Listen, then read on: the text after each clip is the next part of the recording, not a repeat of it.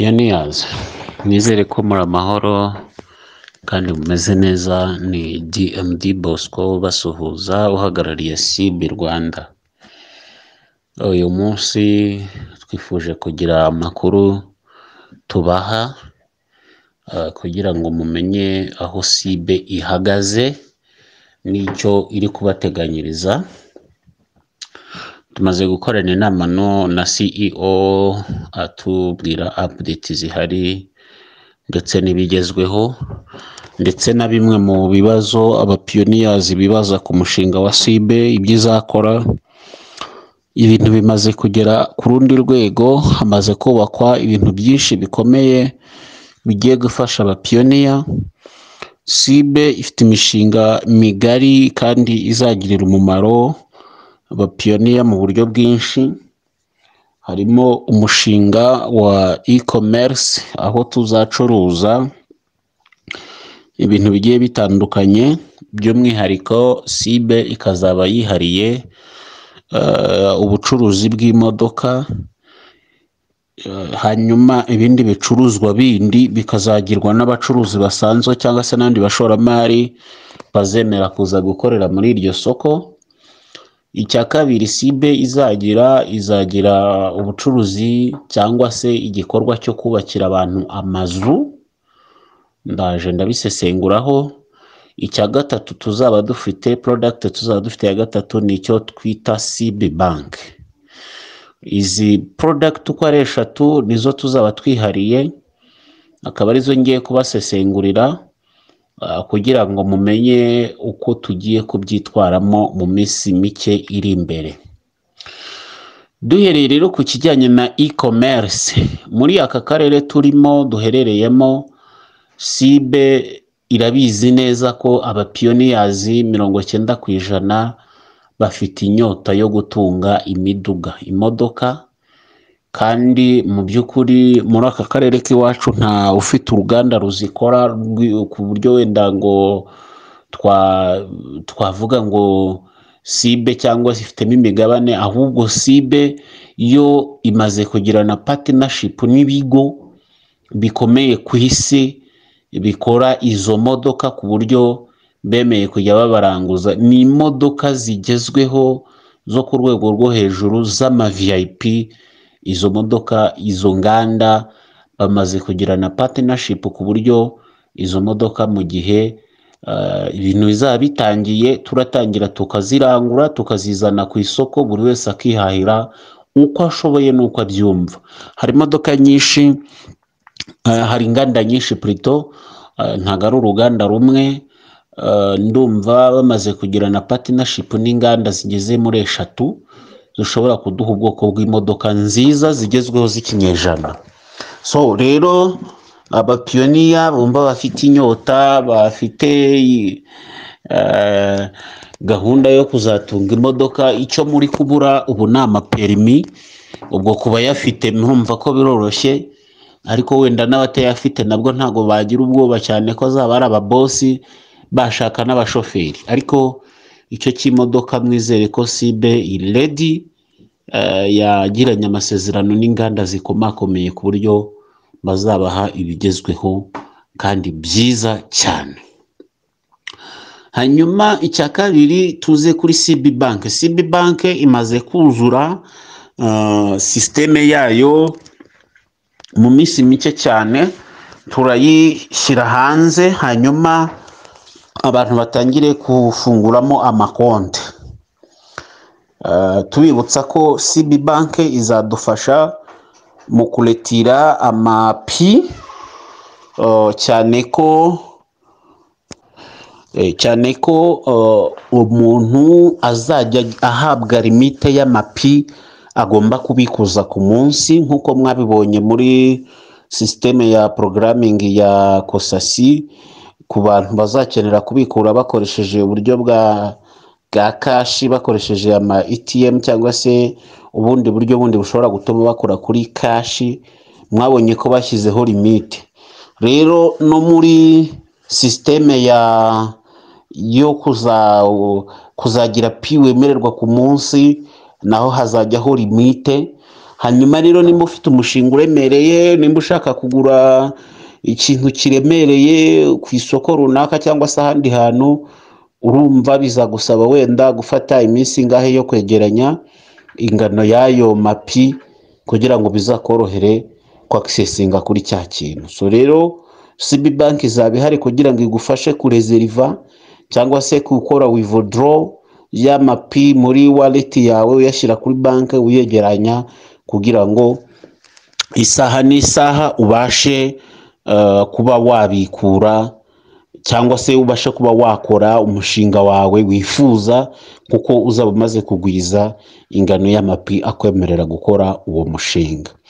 So rero ibisabwa ibikwiriye kugira ngo iyo banki izabashe gufunkisiona neza byose bimaze gushyirwa ku murongo, ku buryo mu gihe cya vuba cyane hazatangira uburyo bazadushyiriraho uburyo bwo gutangira gufunguramo amakonte, umuntu akagira konte muri iyo banki ishobora kuzagufasha kujya ukora withdraw y'amapi yawe ukayashyirayo. Ikindi iyo banki izagufasha ishobora no kukwemerera gukora konte bloke, hanyuma nimba wenda umaze kugwiza ingano y'amapi ushobora kuvuga ati mbo njyewe nta mishinga yindi mfite ariko nayabikuye nyashyize hariya, icyo gihe banki izaguha inyungu bitewe n'ingano y'amapi washyizemo, ibyo nabyo bizaba birimo. So yes, icyo nacyo nakirangiza gutyo, ndagira ngo audio itaza kuba ndende. Icya gatatu nza gusa n'uri butindeho ni ikijyanye n'ubwubatsi. CB yihariye isoko rinini cyane yaba muri aka karere ka Afurika ndetse no ku isi hose, ifite umwihariko w'uko ariyo sosiyete yonyine izubakira abapiyoniya. So rero tufite plan nyinshi, dufite gahunda nyinshi ukuntu ibintu bipanze tugomba kubikora, kandi bizagenda byorohereza abapiyoniyazi benshi kugira ngo babashe gukabya inzozi zabo, bakabya inzozi zo kuba mu nzu bifuza, bagire amahoteli bifuza, bagire amazu y'ubucuruzi bifuza. Ibyo byose twagiye tubirebaho. Rero hari uburyo tuzagenda tubikora. Hari amasosiyete amwe yagiranye partnership na CB ashobora kubaka inzu zigezweho, akubakira ibikuta mu nganda, hanyuma akaza bagateranya inzu ikaba irabonetse mu gihe gito cyane ku buryo bwihuse. So ariko hagati aho tukiri aho ntabwo twarebye kuri iyo faze yonyine, twarebye kuri faze y'uko ibyo bikuta igihe bizapakirirwa, igihe bizazira, harimo urugendo rushobora gutwara amezi 2. Ibyo byose biza stockage yaho bagomba kubishyira n'ibiki byose, ugasanga bigenda nabyo bifata ikindi gihe kitari gito.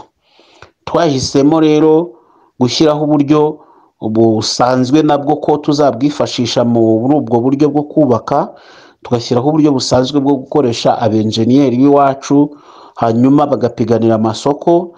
Wowe mu piyoniya ufite ushaka kubakirwa inzu ukaza tukagirana amasezerano, hanyuma tugaha isoko wa mu enjeniyeri wabyigiye ubifitiye ububasha akakubakira inzu yawe mu gihe gito cyane ikaba iruzuye, hanyuma ukayegukana. So rero ubwo buryo buzakoreshwa kandi nabwo buzatanga umusaruro, cyane cyane nka hano iwacu mu Rwanda. Twamaze kwakira dosiye z'abenjeniyeri bemewe n'urugaga barenga hafi 40 biteguye gutangira kubakira abapiyoniya. Dosiye zabo zirahari, zirabitse. Ikintu gisigaye ni ugukoma imbarutso gusa, tukabahamagara tukababwira tuti muri ready, mutangire mwubakira abantu. Hanyuma n'abandi nanone bashobora kuza, hari n'abandi bashobora kuzongerwamo. Urumva twafashe ifaze ya mbere y'abenjeniyeri bageze muri 40, ariko dushobora kuzabarenza kugira ngo twihutishe imirimo. So rero icyo gice nacyo tuzagikoresha cyo kuba abenjeniyeri bashobora kubaka aya mazu wenda aciriritse, amazu ageretse 1 cyangwa se amazu ageretse 2, cyangwa se n'inzu zisanzwe za nivo imwe zitageretse. Ibyo byose bizaterwa n'ibyifuzo by'abakiriya bacu ari bo mwebwe ibyo uzaba ushaka.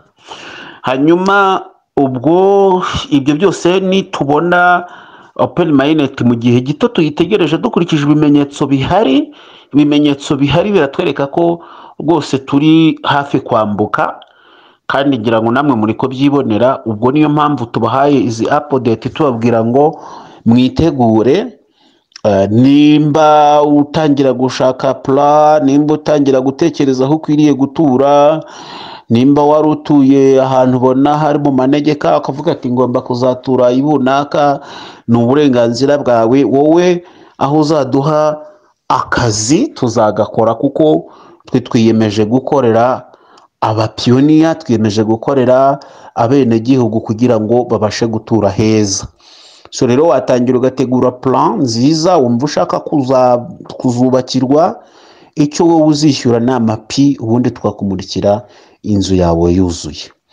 Hanyuma ku kindi kibazo abantu bagiye bibaza ngo ese abapiyoniya bashobora kuzagurirwa ibibanza, ngira ngo nigeze ngisubiza ndavuga nti umupiyoniya ni umukire, ni umuntu udakorwaho, ni umuntu uri ku rwego rundi.